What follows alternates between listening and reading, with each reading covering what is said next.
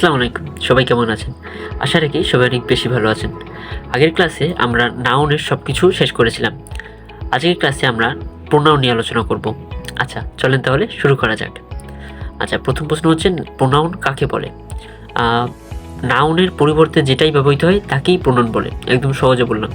যদি আমরা বইয়ের ভাষায় বলি তাহলে কাকে বলে এটা এমন হবে যে ওয়ার্ড নাউনের পরিবর্তে ব্যবহৃত হয় এবং তাকে নির্দেশ করে তাকে প্রোনাউন বলে।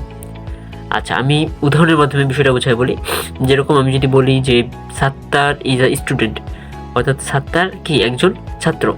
কিন্তু আমি যদি এটা না বলে যদি আমি এটা বলি যে হি ইজ আ স্টুডেন্ট, অর্থাৎ সে একজন ছাত্র। এখানে সে বলতে আমি কিন্তু সাত্তারকে বুঝিয়েছি। তো এই যে সাত্তারের পরিবর্তে আমি যে হি ব্যবহার করেছি, এই হিটা হচ্ছে প্রোনাউন, সাত্তার হচ্ছে নাউন, যেহেতু নাম। আর নাউনের পরিবর্তে কী ব্যবহৃত হচ্ছে? প্রোনাউন যখন মানে যে ওয়ার্ডটা ব্যবহৃত হচ্ছে সেটাকে প্রোনাউন বলে। এই যে হি ব্যবহৃত হচ্ছে, হিটা হচ্ছে কি প্রোনাউন। বুঝতে পারলাম? আচ্ছা, এখন আমরা আলোচনা করব যে প্রোনাউনকে মোট কয় ভাগে ভাগ করা যায়। প্রোনাউনকে মোট 8 ভাগে ভাগ করা যায়। কি কি? আমি পরপর সবগুলো বলে যাচ্ছি।